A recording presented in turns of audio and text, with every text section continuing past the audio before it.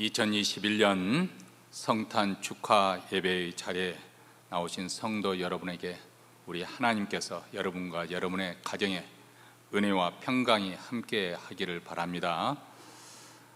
저희들이 성탄 예배를 드린 후에 또 만찬을 함께 하지 못하여서 너무 아쉽습니다. 대신에 우리 권사님들과 또 집사님들이 이틀 동안 정성스럽게 준비한 또 투고 박스가 있습니다. 그래서 이렇게 잘 드실 수 있도록 그 용기도 여러분들이 마이크로웨이브에 잠깐 데워서 드시면은 아주 맛있을 거라고 생각이 되어집니다. 정성스럽게 준비하였는데 이를 통해서 우리 하나님의 또 위로가 여러분에게 전달될 수 있게 되기를 바라고, 또 이를 위해서 수고해 주신 성도 여러분에게 감사의 말씀을 전해드립니다. 2021년, 2022년 예결산을 위한 재직회가 오늘 2부 예배 끝난 직후에 바로 있겠습니다. 그래서 우리가 또 3부 예배가 1시간 후에 있기 때문에 아무래도 장소를 이동을 해야 될 것 같습니다. 친교실에서 우리가 재직회를 하겠는데요, 이전에 우리가 결정한 바대로 공동회는 별도로 열리지 않습니다. 여러분이 또 혹시 이렇게 이 일을 제기해 주시면 또 이렇게 고려해 볼 수 있겠습니다만은, 그래서 재직회 아닌 분도 이렇게 정 원하시면 방청할 수 있겠습니다. 그래서 열린 재직회니까 또 그동안 작년도 우리가 하지 못했는데 올해 많이 참석하셔서 교회 또 어떻게 하나님께서 지난 1년 동안 우리 교회를 경영하게 하셨는지 또 은혜를 체험할 수 있는 자리가 되기를 바랍니다.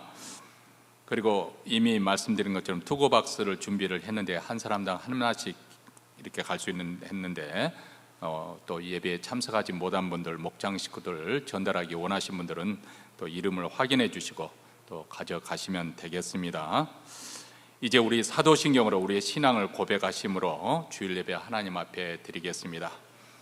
전능하사 천지를 만드신 하나님 아버지를 내가 믿사오며 그의 아들 우리 주 예수 그리스도를 믿사오니 이는 성령으로 잉태하사 동정녀 마리아에게 나시고 본디오 빌라도에게 고난을 받으사 십자가에 못 박혀 죽으시고 장사한 지 사흘 만에 죽은 자 가운데서 다시 살아나시며 하늘에 오르사 전능하신 하나님 우편에 앉아 계시다가 저리로서 산 자와 죽은 자를 심판으로 오시리라. 성령을 믿사오며 거룩한 공예와 성도가 서로 교통하는 것과 죄를 사하여 주시는 것과 몸이 다시 사는 것과 영원히 사는 것을 믿사옵나이다. 아멘. 찬송가 101장 천지에 있는 이름 중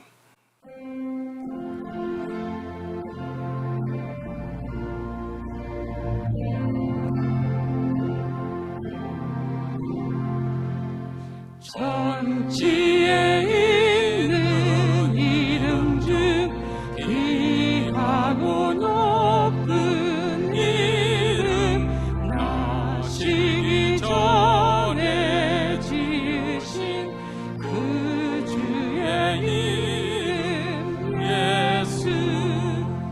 주 앞에 내가 엎드려 그 이름 찬송함은 내 귀에 들린 말씀 중 귀하신 이름 예수.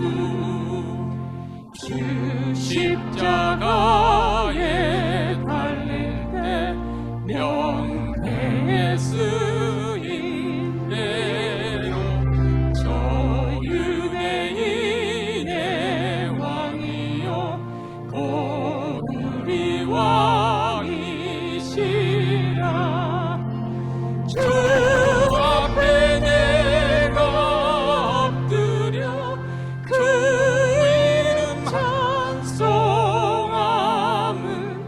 내 귀에 들린 말씀 중 귀하신 이름 예수.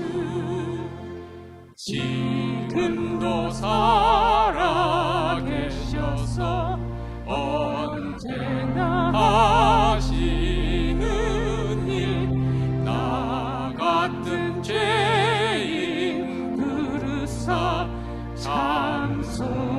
주시도다. 주 앞에 내가 엎드려 그 이름 찬송함은 내 귀에 들린 말씀 중 귀하신 이름 예수. 주 예수께서 영원히 어제나 오늘이나 그 이름으로 우리에게 잠복을 내리신다. 주 앞에 내가 엎드려 그 이름 찬송함은 내 귀에 들린 말씀 중 귀하신 이름 예수.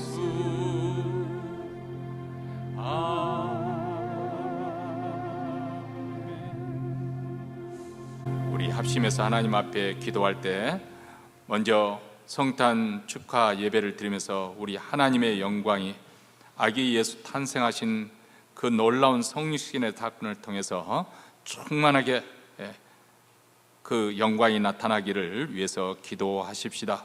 그래서 우리 하나님의 영광의 빛에 비침을 받은 모든 성도들이 그 하나님의 은혜에 충만해지고 또 하나님의 임재가 생생하게 또 믿어지고 깨달아지는 은혜의 자리가 되기를 원합니다.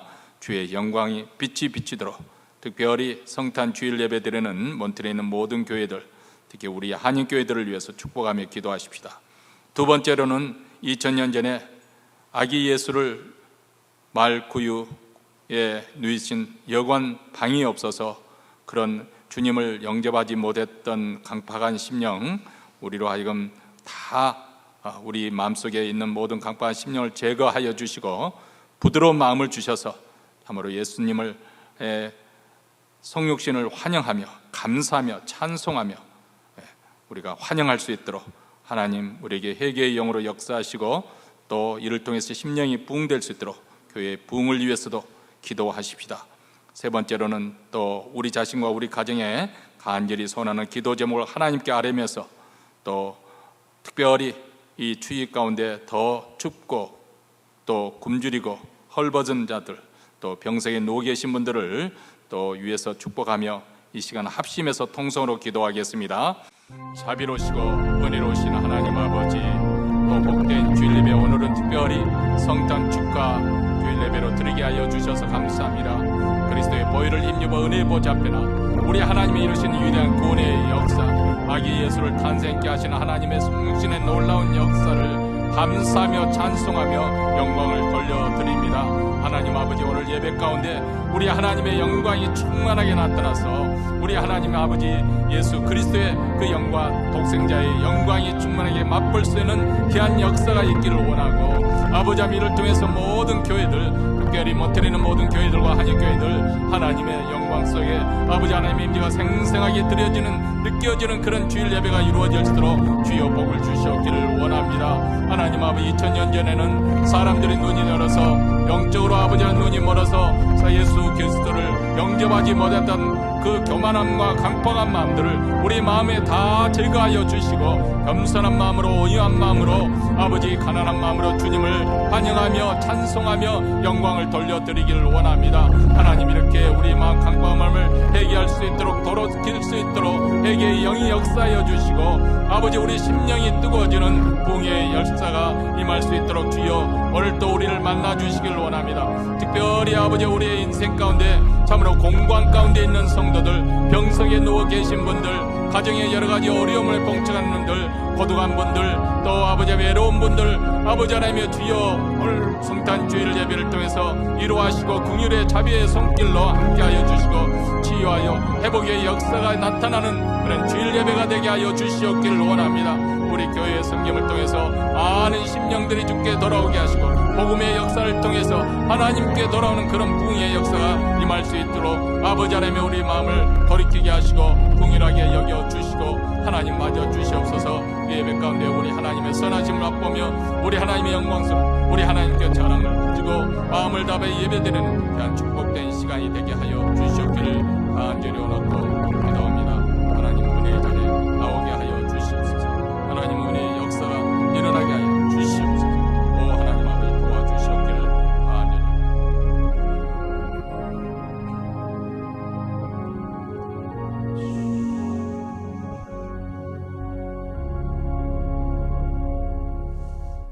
하늘에 계신 우리 아버지여, 이름이 거룩히 여김을 받으시오며 나라의 임하오시며 뜻이 하늘에서 이룬 것 같이 땅에서도 이루어지이다. 오늘날 우리에게 일용할 양식을 주옵시고 우리가 우리에게 죄진 자를 사하여 준 것 같이 우리 죄를 사하여 주옵시고 우리를 시험에 들게 하지 마옵시고 다만 악에서 구하옵소서. 대개 나라와 권세의 영광이 아버지께 영원히 싸움나이다. 아멘. 하나님 말씀은 요한복음 1장 35절부터 42절 말씀입니다. 우리 다 같이 읽겠습니다. 예수의 다니심을 보고 말하되 보라 하나님의 어린 양이로다. 두 제자가 그의 말을 듣고 예수를 족건을 예수께서 돌이켜 그 젖는 것을 보시고 물어 가라사대 무엇을 구하느냐 가로되 랍비여 어디 계시오니까 하니 랍비는 번역하면 선생이라. 예수께서 가라사대 와 보라. 그러므로 저희가 가서 계신 데를 보고 그날 함께 가니 때가 제 10시쯤 되었더라. 요한의 말을 듣고 예수를 쫓는 두 사람 중 하나는 시몬 베드로의 형제 안드레라. 그가 먼저 자기의 형제 시몬을 찾아 말하되 우리가 메시아를 만났다 하고, 메시아는 번역하면 그리스도라. 데리고 예수께로 오니 예수께서 보시고 가라사대 내가 요한의 아들 시몬이니 장차 게바라 하리라 하시니라. 게바는 번역하면 베드로라. 아멘. 칠흑같이 어두운 밤이었습니다. 예고도 없이 폭풍화가 몰아쳤죠. 그 작은 도시에는 하나밖에 없는 호텔이 있었는데 이른 저녁부터 머물 곳을 찾는 손님으로 북적거렸습니다. 벌써 방은 다 차고 말았습니다. 자정 무렵에 비를 잔뜩 맞은 노 부부가 현관문을 열고 들어섰습니다. 우리가 예약을 못했는데 혹시 빈 방이 있을 수 있을까요? 당직하던 직원이 그들을 맞이하면서 죄송합니다, 남은 객실이 없군요. 그러자 노 부부는 난감한 표정을 지으면서 발길을 돌리려고 하는데 직원이 말했습니다. 아마 이 도시에는 묵을 만한 호텔이 여기밖에 없습니다. 네, 좁고 누추한 당직실이 하나 있는데 괜찮으시다면 저 대신 내어드리고 싶습니다. 다음날 아침 노 부부는 밤새 근무했던 직원에 대해서 전해달라고 하면서 호텔 카운터에 당신에게 언젠가는 호텔을 하나 지어드리겠습니다 하는 메시지를 남기고 떠났습니다. 자, 말단 직원에게는 꿈같은 이야기였지만은 어쨌든 기분이 좋았겠죠. 그런데 2년 후에 주소에 적힌 대로 자기를 찾아오라는 편지 한 통과 뉴욕행 비행기표를 받았습니다. 그래서 그 주소대에 적힌 대로 뉴욕에 찾아갔는데 황급빛 조명으로 반짝이는 멋진 신축된 호텔에서 그 노 신사가 기다리고 있었습니다. 이 호텔은 당신을 위해 지은 것이니까 최선을 다해서 경영해 보시기 바랍니다. 이 호텔이 뉴욕시 맨하탄에 위치한 최고 호텔 월도프 아스토리아 호텔입니다. 이 감동받은 그 청년은 그 호텔에서 열심히 일을 하였고 호텔은 날로 번창을 했습니다. 뿐만 아니라 노 부부의 딸과 사랑에 빠져서 그녀를 아내를 맞이게 하게 됐는데 이 사람이 월도프 아스토리아 호텔 체인, 호텔과 리조트 체인을 이룩한 조지 볼트라는 분입니다. 물론 이렇게 조지 볼트처럼 친절한 사람들은 많이 있겠죠. 그러나 조지 볼트처럼 친절하다고 다 이런 행운을 안게는 세상이 만만치 않은 세상에 우리가 살고 있는 거 잘 아실 것입니다. 그렇지만은 우리가 누구를 만나느냐 따라서 인생에 엄청난 영향을 받는다는 것은 주지의 사실입니다. 우리 이민사에 그런 말이 있지 않습니까? 공항에 누가 나오느냐, 누가 마중 나오느냐에 따라서 그 사람의 인생길이 정해진다. 정확하게 언제나 그렇게 되는 것은 아닙니다만은 가령 시카고 같은 경우는 대개의 경우에 세탁소를 경영하던 분이 마중 나와가지고 그분을 따라가다 보면은 세탁소를 결국은 하게 되는 경우가 많이 있고요. 또 이렇게 캘리포니아 같은 데는 또 마켓하는 사람들이 마중 나와서 마켓을 일을 돕다가 결국 마켓 일을 하게 되는 그런 인생도 생깁니다. 어디 사람을 만나는 것, 그것에 따라서 인생이 결정되는 것, 사람에 국한되겠습니까? 어떤 사상을 만나느냐, 어떤 철학 가지고, 어떤 인생관을 가지고 사느냐, 어떤 종교를 만나느냐, 여기에 따라서 그 사람의 인생도 달라지는 거죠. 가령 중국의 모태똥, 그리고 캄보디아의 폴보트, 이 사람들이 마르크스 레닌을 만나고 난 다음에 공산주의 혁명 깨었을 때 수백만, 수천만 사람들이 숙청을 당하고 굶주림으로 헐벗으로 죽었습니다. 북한의 김일성도 마르크스 레닌주의를 만나서 공산주의 국가를 건설하고자 했을 때 우리는 북한이 얼마나 지난 50년 동안 얼마나 피폐해졌는지, 어둡고 그리고 너무나도 황폐해져 버린, 너무나도 궁핍한 나라로 전락해버리고 말았습니다. 반면에 사도 바울은 다메섹으로 가는 도중에 부활하신 예수님을 만났을 때 그는 소아시아와 유럽에 복음이 전파되어 수많은 교회를 세울 수가 있었고, 또 신약 서신서 중에서 대부분 그가 쓴 그 서신서가 2000년 기독교 역사, 신학과 사상과 가르침의 중심이 되고 있지 않습니까? 조선시대의 땅에 서상윤이라는 한 사람이 죽을 병에 걸렸는데 맥킨타이어라는 선교사님을 통해서 참 도움을 받았고, 그를 통해서 예수님을 만났습니다. 그리고 그가 조선에 돌아와서 복음을 전할 때 수많은 교회가 서게 되었습니다. 그래서 평양이 한때는 동방의 예루살렘이나 불리웠던 그런 때가 있었어요. 수많은 주님을 사랑하는 성도들이 일어났고, 주의 종들이 평양 신학교를 통해서 얼마나 많이 배출되고 이렇게 또 교회 복음의 역사를 이루었는지 모릅니다. 자, 이처럼 한 사람의 예수님과의 만남, 그 사람의 개인적 인격, 그 사람의 인생을 변화시키고 가정을 변화시키고 또 나아가서는 그가 속한 국가와 다른 나라까지 변화시키는 위대한 역사를 창조하게 되는 것을 봅니다. 그러므로 예수님과의 만남, 이것은 결코 예사로운 만남이 아닙니다. 하나님이 보내신 거룩하신 메시아로 이 땅에 오신 그분과의 만남은 정말 역사적인 만남이요 위대한 만남의 사건이 되는 줄 믿습니다. 자, 오늘 우리는 크리스마스 성탄 축하 예배를 드리면서 이 메시아 되신 예수 그리스도, 그분이 정말 2000년 전에는 사람들이 거부했는데 영접하지 못했는데 오늘 우리는 그분을 정말 기쁘게 감사 마음으로 맞이하고 있는지 확인해 볼 수 있는 시간이 되었으면 좋겠습니다.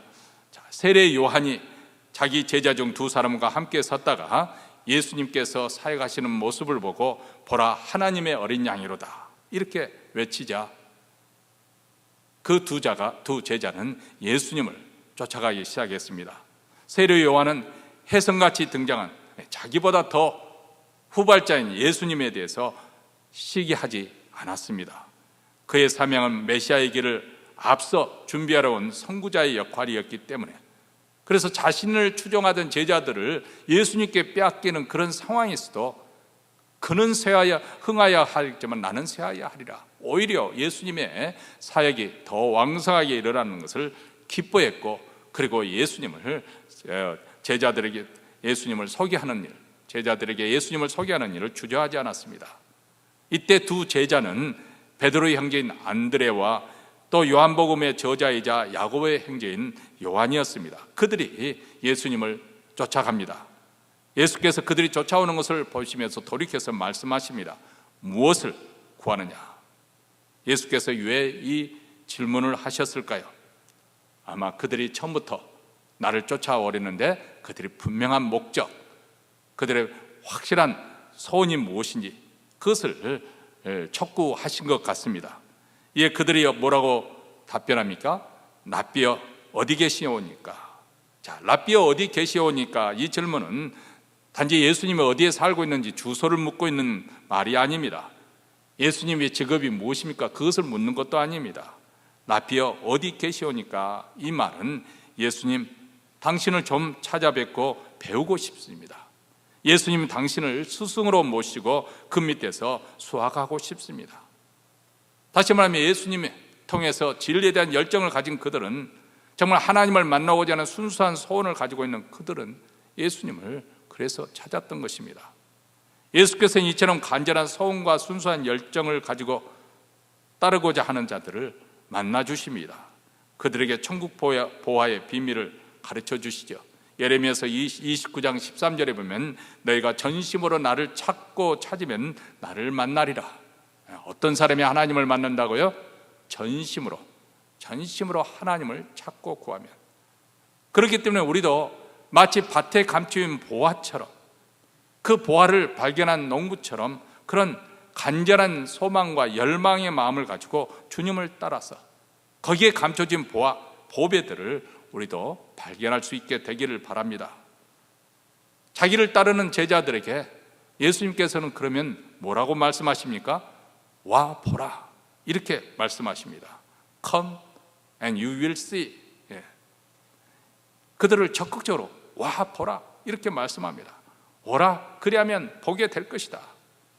자, 여러분에게 혹시 누가 이렇게 나를 만나고자 뒤따라온다면 어쩐지 부담스러울 때가 있죠.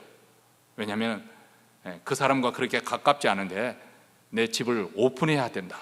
더군다나 내가 아침에 일이 급해서 집안 정리를 하지 않고 단장하지 않고 바로 나왔었는데 그 사람이 우리 집에 와서 커피 한 잔 마시고 자고 그렇게 따라온다면 얼마나 부담스럽습니까? 그렇죠? 집이 청소되지 않을 때, 또 와봐도 그렇게 보여줄 것이 없는 그렇게 빈수한 곳일 때, 그렇게 할 때는 데리고 오고 싶은 마음이 없지 않습니까? 이처럼 우리는 우리 자신이 허물과 단점이 많고 또 별 볼 일 없는 존재라는 사실을 잘 알기 때문에 누구에게 와 보라 이렇게 함부로 초청하기가 참 주저될 때가 많이 있습니다. 또 그뿐만 아닙니다. 우리 나름대로 다 자기만의 세계를 구축하고 거기에서 안주하면서 편안하게 지내기를 원하기 때문에 내 자신이 누구인가, 내가 무슨 일을 하고 있고 내가 무슨 생각을 하고 있고 내가 인생의 길에 무엇을 추종하면서 가고 있는가, 이렇게 자기 자신을 오픈하는 것, 자기 자신을 나누는 것, 이게 상당히 우리에게는 두려움을 주는 일입니다. 그런데 예수님은 와 보라 이렇게 제자들을 초청하고 계십니다. 다시 말하면 예수님의 세계, 그 세계에 들어와서 예수님의 말씀을 듣고 예수님의 인격을 듣고 예수님의 능력과 지혜를 체험해 보라는 것입니다. 예수님의 신성을 가지신 분으로 하나님의 아들로서 그 영광을 보고 선한 목자로서 사랑과 은혜를 체험해 보라는 것입니다. 여러분, 물론 세상에서는 와 보라 이렇게 초대하는 데가 많이 있습니다. 길거리 가면 상품을 많이 쌓아놓고 사람들에게 와 보라 이렇게 말합니다. TV 프로그램 보면 화려하고 또 뭔가 재미와 즐거움을 줄 것처럼 꾸며놓고 사람들에게 와 보라 이렇게 초대를 합니다. 정치가들은 세상을 변화시킬 것처럼 그렇게 말하면서 와 보라고 우리를 초대를 합니다. 그런데 세상은 들의 풀과 같고 그 영광은 그의 꽃과 같다고 했습니다. 풀은 곧 마르고 꽃은 시듭니다. 거기에는 진정으로 우리에게 기쁨을 주거나 행복하게 하거나 소망을 주는 그런 진리가 없습니다. 제가 어제 방송을 유튜브를 보니까 남자들이 한국 그 TV 프로그램 중에서 나는 자연인이다. 저도 그 프로그램을 요즘에는 이제 안 보지만 예전에는 좀 시간 있을 때 그 프로그램을 좋아해서 봤거든요. 산속에서 혼자 궁상을 떠는, 하루 종일 먹고 사는 거 해결한, 보니까 사는 것이 아닌 거예요. 그게 뭐 매일 먹고 사는 문제를 해결하느라 하루 종일 그러면서 물놀이 하면서 나는 행복합니다. 공기가 얼마나 좋습니까? 그리고 뭐 산에 나는 나물 몇 가지 이렇게 해놓고 밥을 빈밥을 해서 먹으면서 이보다 더 좋은 삶이 없습니다. 자기 만족이죠. 그런데 그럼에도 불구하고 왜 남자들이 그 프로그램을 좋아하는가? 그 강사님이 하시는 말씀이, 그것은 아내로부터 도망치고 싶어가지고, 떨어져 있고 싶어가지고, 그 부부도 처음에 살 때는 그렇게 불이 붙어서 떨어지면 큰일 날 줄 알고 그렇게 항상 붙들고 살고 있는데, 남자들은 좀 멀리 떨어져 살고 싶다는 거예요. 그래서 나는 자연이다, 그렇게 즐겨 본다고. 보니까 그 방청객들 보니까 꽤 많은 남자들이 그 프로그램을 좋아하더군요. 여러분, 세상 그렇습니다. 아무리 좋은 곳이라도 거기에서는 참 진정한 기쁨, 우리에게 정말 행복을 주고 소망을 제시하는 그 진리가 있는가? 진리가 없습니다. 우리의 인생 문제를 거기서 해결을 할 수 있고 우리의 나아갈 길을 제시할 수 있는 그런 비전이 있는가? 없습니다. 우리 영혼을 소생시켜주고 어두운 내면을 밝혀주는 생명이 있는가? 없습니다. 근데 하나님의 세계, 이 은혜의 세계는 겉보기에는 별 볼 일 없는 것 같아요. 그렇죠? 세상 사람들이 오늘 또 이렇게 주일을 맞이해서 교회당에 가는 우리 모습이 답답하게 보일 거 아니겠어요? 그렇잖아요. 이런 날 왜 날씨도 이렇게 제법 춥고 그러는데 왜 따뜻한 침대에서 이렇게 아침부터 서둘러서 예배드리러 가는 것은 굉장히 구속된, 제한된 그 자유가 없는 삶처럼 그렇게 생각을 하는 것이죠. 겉으로 볼 때는 초라하고 보잘것없어 보입니다. 근데 그 안에 들어가 보면 놀라운 세계가, 은혜의 세계가 펼쳐지는 거죠. 예수님 안에 생명이 있습니다. 예수님 안에 구원이 있습니다. 예수님이 진리이십니다. 그분 안에 사랑이 있고 긍휼이 있고 온유가 있습니다. 그분 안에 소망이 있고 부활이 있습니다. 이것은 세상 그 어떤 곳에서 발견할 수도 없고 또 세상이 줄 수 없는 것입니다. 이것은 아무리 돈을 많이 가지고 있는 사람이라 할지라도 그것은 살 수가 없는 것입니다. 오직 예수님께로 나아갈 때만이, 예수님을 만날 때만이 얻어질 수 있는 것이에요. 그렇기 때문에 우리는 다른 곳에 가서, 예수 믿는 사람들이 다른 곳에 가서 기웃거리면서 행복을 얻겠다고 방황을, 그것은 잘못된 것이죠. 예수님께 나가야 되는 거죠. 세상에 거짓 사상도 많고 거짓 종교도 많고 거짓 선지자도 많고 거짓 목자, 거짓 선생도 참 많습니다.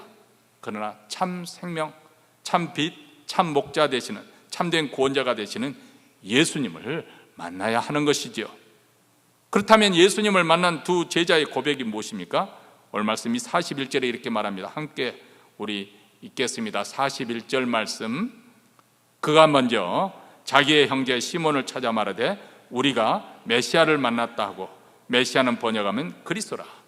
자, 우리는 주 예수 그리스도, 이렇게 신앙 고백할 때마다 그렇게 말하지 않습니까? 근데 여기는 예수님은 예수님의 이름이죠.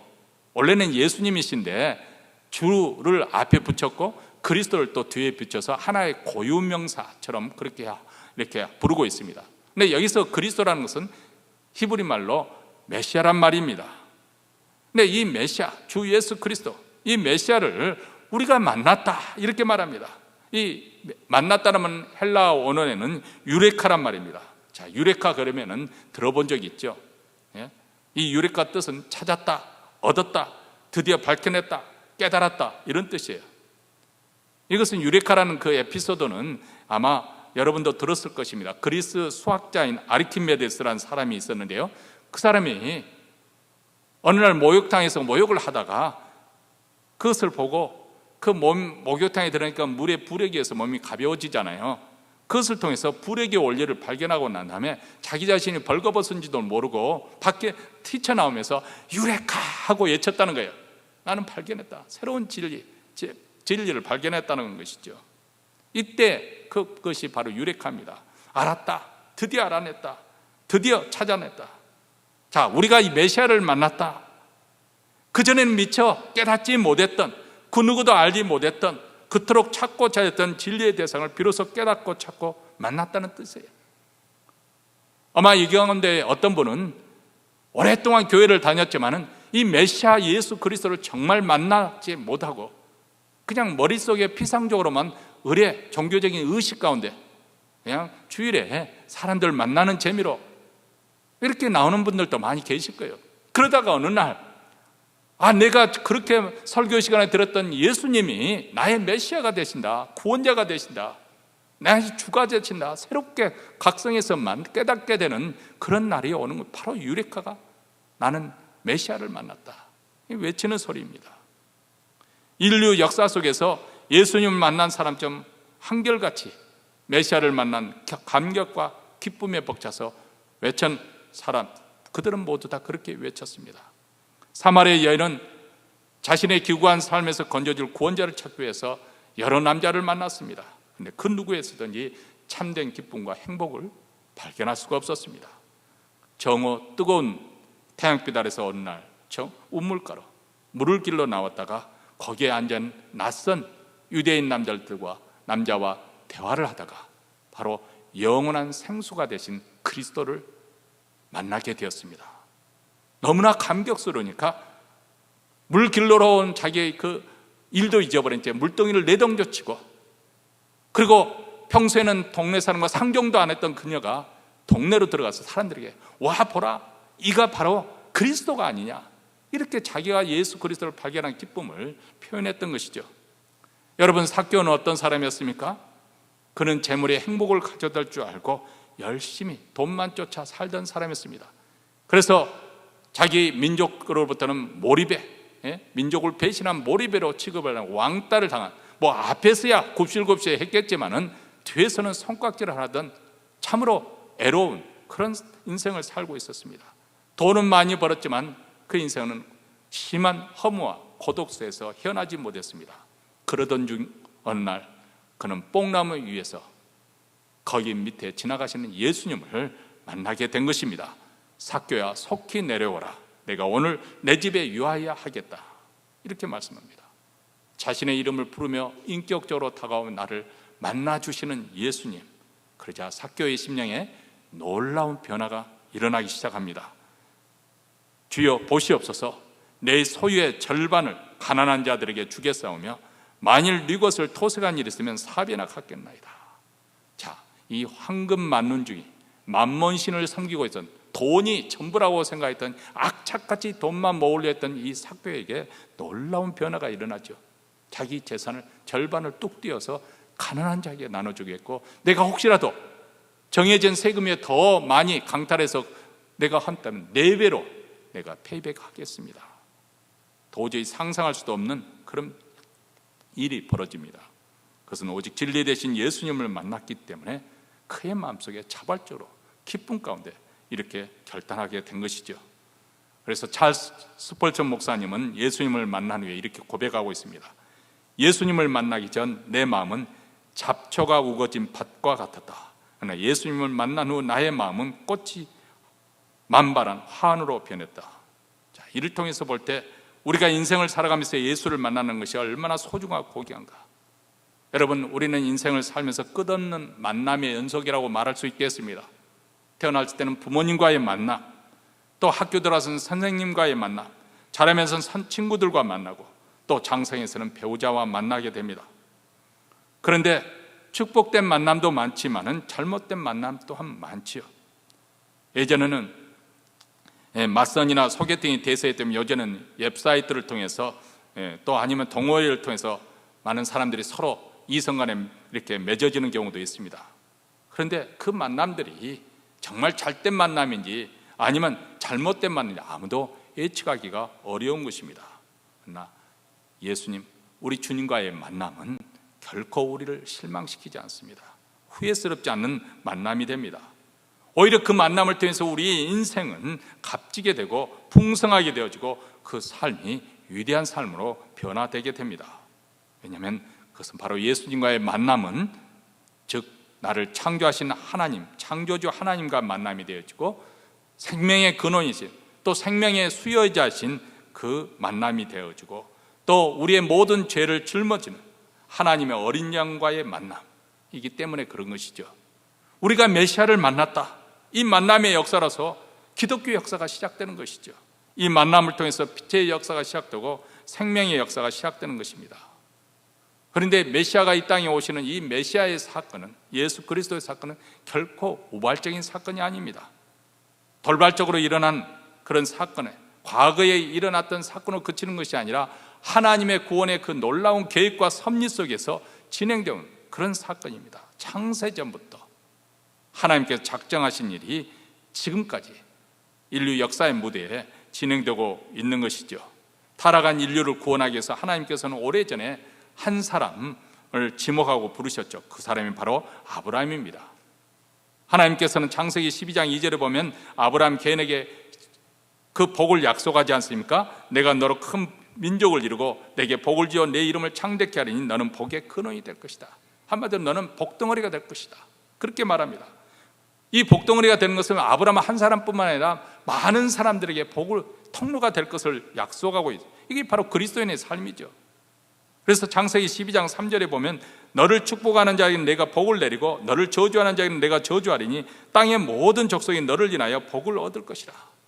하나님께서 아브라함을 불러서 복을 주는 까닭은 아브라함을 통해서 온 인류를 구원하고자 하는 놀라운 하나님의 그런 구원의 계획 속에 모든 민족이 구원을 받는 그런 복을 주시기 위해서 그런 것이죠. 그래서 이 일을 위해서 아브라함이 100세 되도록 아들을 낳지 못했는데 자손을 약속을 하지요. 아들 이삭과 또 손자 야곱에도 거듭 동일한 약속을 합니다. 내 자손은 하늘의 별과 같이 번성케 하여 내 이 모든 땅을 내 자손에게 주리니 내 자손을 인하여 천한 만민이 복을 받아. 여기서 내 자손을 인하여 천한 만민이 복을 얻겠다. 자손들 그렇게 말하지 않고 the seed, 그 seed, 그 자손 이렇게 번역을 했습니다. 이것은 이 약속의 씨로 오실 메시아를 예고하고 있는 것이죠. 그래서 이스라엘 백성들에게는 항상 이 메시아의 대망이 있었습니다. 하나님께 세운 왕이 하나님의 샬롬을 이루실 것이라는 믿음이죠. 그래서 그런 기대감을 가지고 이스라엘 역사의 초대 왕이 사울이 왕으로 세워짐을 받습니다.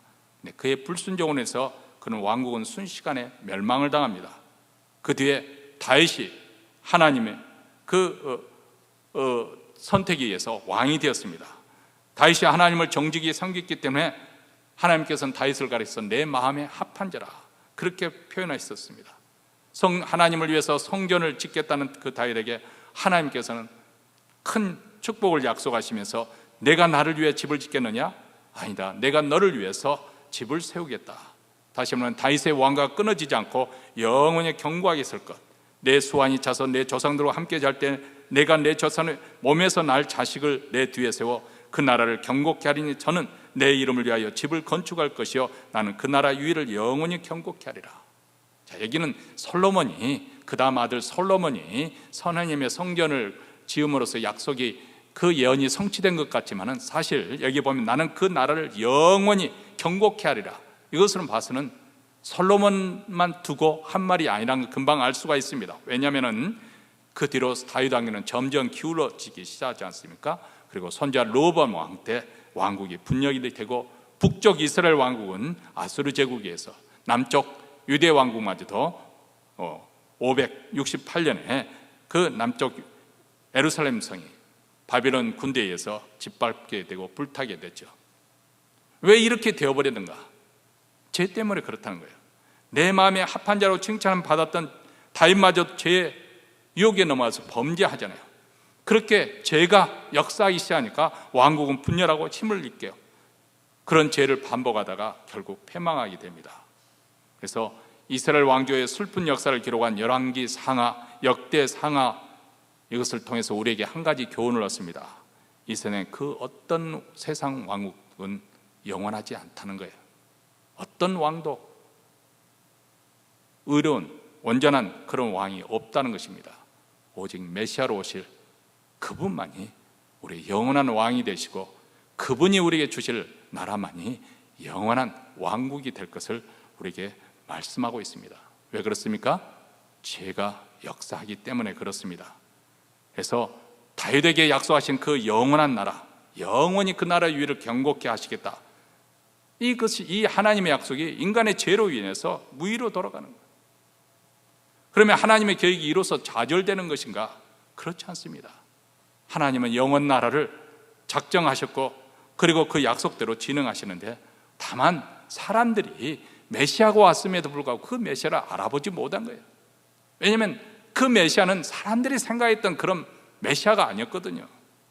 만약 그 메시아가 가장 그때 강도국인 로마 제국의 왕실에서 태어났다면 열광하면서 떠받들었을 거예요. 근데 팔레스타인, 그것도 가장 가난한 요셉과 마리아의 아들로 태어난, 말구에 태어난 그 사람이 우리의 메시아가 된다니 사람들이 받아들일 수가 없었습니다. 훗날 예루살렘에 입성할 때도 백마를 타고 입성하는 것이 아니라 새끼를 타고 입성했잖아요. 사람들이 자기들이 구하던 메시아가 아니니까 분노로 변해서 그를 십자가로 못 박게로 그렇게 외치지 않습니까? 왜 예수님은 세상 사람들이 추구하는 그런 힘을 가진, 정치 권력을 갖고 군사의 힘을 가지고 그런 메시아로 오시지 않았는가? 바로 그분은 세상 죄를 지고 가는 어린 양, 고난의 종으로 오신 그런 메시아. 메시아의 성격이 하나님께서 보내시고자 하는 그 메시아의 플랜에 의하면 바로 그 길을 가기 위해서 예수님은 오신 거예요. 그래서 사람들은 그것을 이해할 수도 없었고 그것을 용납할 수도 없었던 것이죠. 근데 여러분, 이 죄라고 하는 것은, 죄의 성격상 이것은 아담과 이브가 단지 선악을 알게 하는 실과를 불순종한 나머지 다 먹었다, 그 정도의 사건이 아니에요. 이것은 이미 그 전에 사단과 그 졸개들이 우주적인 반란을 일으키는 것인데, 그 반란, 하나님을 대적하고자 하는 그 반란에 동참한 거예요.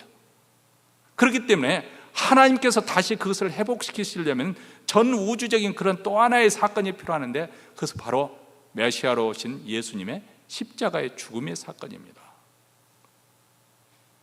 하나님의 아들이 대속제물로 십자가에 죽으심으로써 만물이 하나님과 다시 화합할 수 있도록, 화해와 화평을 이룰 수 있도록 하신 것이죠. 그래서 골로새서 1장 20절에 이렇게 말합니다. 그의 십자가의 피로 화평을 이루사 만물 곧 땅에 있는 것들이나 하늘에 있는 것들을 그로 말미암아 자기와 화목해 되기를 기뻐하심이라. 죄로 인해서 전 우주가 하나님께 통치에 온전히 순종하지 못하고 모두 다 불순종하고 마귀의 그 놀이에 놀아나누고 있는 그런 상황인데, 이렇게 분열과 반역의 상황 속에서 메시아이신 그리스도의 죽음으로 전 우주가 그리스도 안에서 다시 통일케 돼요. 그래서 하나님의 왕권이 다시 회복되었을 때 그 나라가 하나님께 바쳐지도록 하기 위해서, 그 사명을 위해서 예수님은 메시아로 오신 것이죠.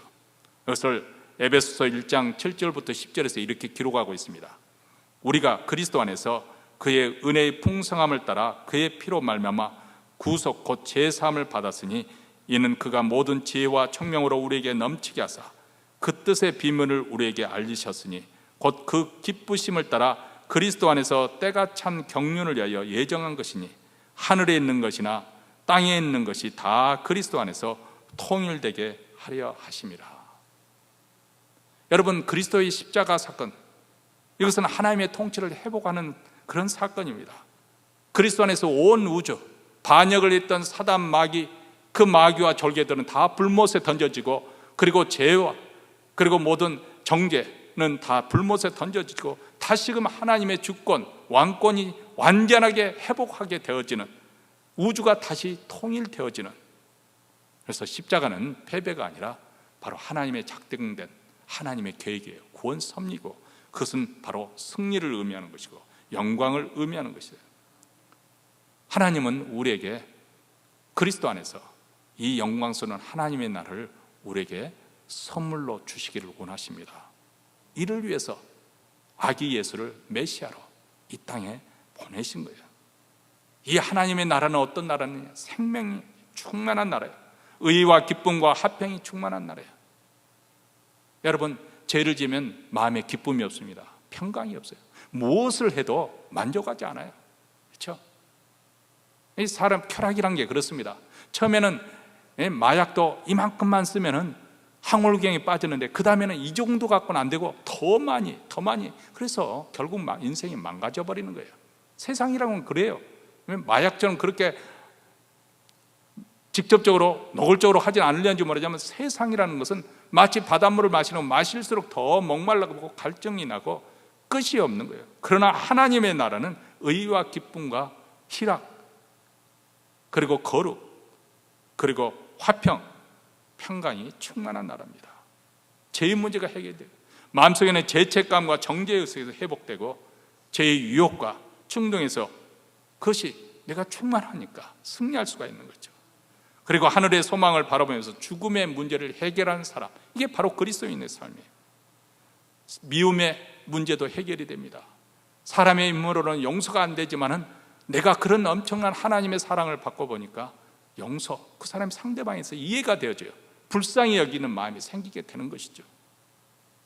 사람의 힘으로 할 수 없는 것을 예수님의 사랑으로 용서하게 되고 더 이상 불안과 공포가 사라지고 마음의 평강이 자리를 잡게 되고, 그래서 좌절과 낙심을 이겨내고 귀신을 쫓아내는 권세를 갖게 되고 병을 고치는 권세가 나타나게 되고 저주를 물리치는 권세가 주어지는 줄 믿습니다.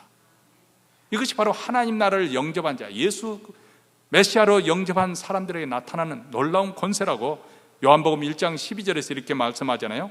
영접하는 자, 곧 그 이름을 믿는 자들에게는, 예수님을 메시아로 영접하는 사람, 예수님을 그 하신 그 모든 것을 받아들이는 사람, 믿는 자에게는 하나님의 자녀가 되는 권세를 주셨으니, 여러분, 우리가 신앙생활이라고 하는 것은 바로 이 말씀의 믿음을 가지고 순종의 삶을 살고 겸손을 통해서 이 주님의 메시아의 통치를 받아들이는 것을 의미합니다. 그뿐만 아니라 이제부터는 주님의 통치 속에, 다시 말해 하나님 나라 왕국에 사는 그 나라의 축복을 누리며 사는 것이죠. 예수님이 내 삶의 주인이 되어서 주관해 가시는 거예요. 우리가 이 신앙에서 흔들리지 않고 똑바로 가기만 한다면 우리의 인생은 결코 어떤 상황에서도 무너지지 않을 것이고 결코 수치를 당하지 않을 것입니다. 왜냐하면 하나님 나라는 망하지 않은 영원한 나라이기 때문에. 예수님은 바로 이 나라로 우리를 초대하기 위해서, 아니 이 나라를 우리에게 주시기 위해서 십자가에 죽으실 그런 메시아의 길을 가신 것입니다.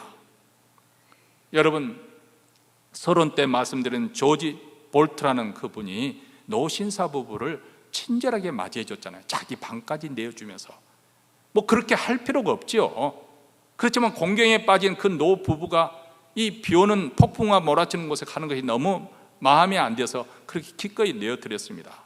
그런데 2000년 전 아기 예수로 탄생하는 그 베들레헴에서는 사람들이 그만한 마음의 여유가 없었던 것 같습니다.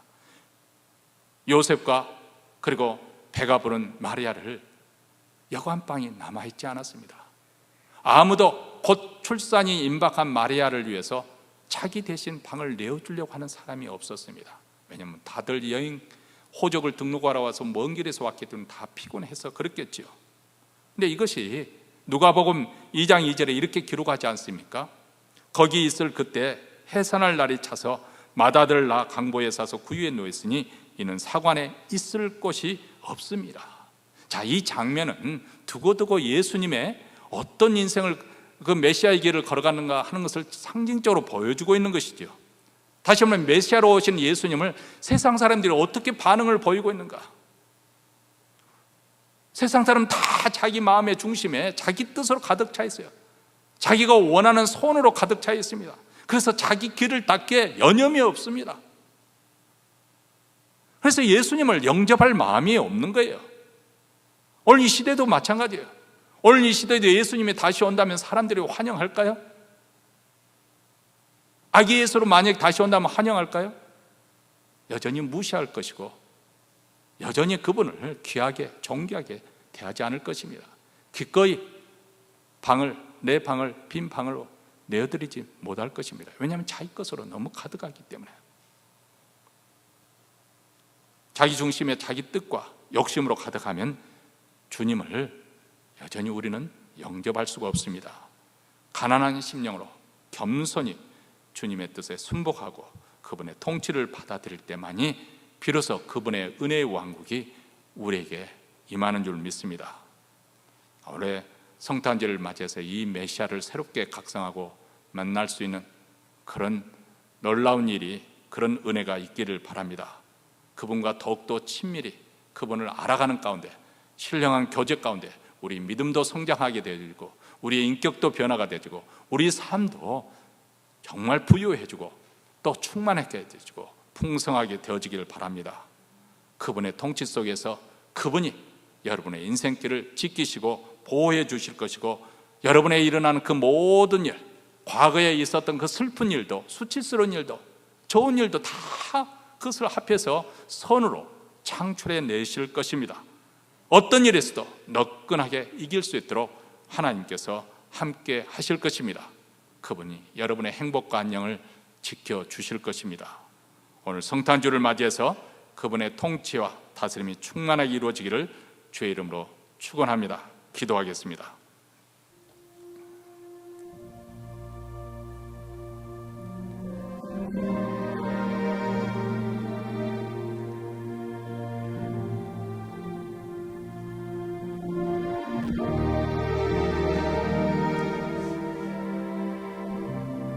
하나님 아버지, 2000년 전 메시아가 이 땅에 탄생하였지만은 그분을 영접할 방이 없어서 마국간 구유에 누이셨습니다. 오늘날에도 사람들은 자기 길을, 인생길을 가기에 급급하여서 구주 되시는 예수 그리스도를 영접하지 못합니다. 그분을 알아보지 아니하고 그분이 얼마나 소중한 분이고 얼마나 영광스러운 분이신지 그것을 인식하지 못하고, 그래서 환영하지 못하고 찬밥으로 대하는 저희들의 강팍한 마음 주여 용서하여 주시길 원합니다. 올해 성탄절에는 바로 아기 예수 그리스도 그분이 우리의 창조주 하나님이 되시고 우리의 놀라운 구원자가 되시고 우리에게 생명을 주시는 분이시고 우리에게 하나님의 은혜의 왕국을 주시는 분이시라는 것을 새롭게 각성하고 그 은혜 충만하게 누리는 성탄절이 되게 하옵소서. 특별히 이 성탄절기 가운데 더 외롭고 쓸쓸하고 가난하고 춥고 배고파하는, 그리고 병든 사랑하는 교우들, 성도들에게 우리 하나님께서 긍휼과 자비를 베풀어 주시고 아버지 하나님 그 평강의 손길로 그들을 위로하여 주시옵기를 원합니다. 오늘 또 주님 앞에 성탄의 예물을 가지고 하나님 앞에 나옵니다. 주여 받아 주시옵시고 이 기쁜 소식이 땅끝까지, 특별히 우리 북한 동포까지 소망하는 그들에게도 평강의 소식이 전해지게 하시고 주의 교회가 더욱더 겸손하게 이 사명 잘 감당할 수 있도록 주여 충만케 하시며, 또 예배를 오늘 또 드리고 나아가는 사랑하는 성도들 그 가정에도 자녀들에게도 평강의 복으로 함께하여 주시옵소서. 이제는 우리 구주 예수 그리스도의 은혜와 하나님 아버지의 무한하신 사랑과 성령의 교통하심이 성탄절기를 맞이해서 평강의 왕으로 오신 그 메시아를 내 마음 가장 기쁜 곳에 중심에 영접하고 환영하고 또 기뻐하며, 그래서 그분이 주시는 놀라운 신령한 복을 누리기로 다짐하며 이 자리를 떠나는 사랑하는 주의 백성들 위해, 그 가정과 또 교회 위에 영원토록 함께 있을지어다. 아멘.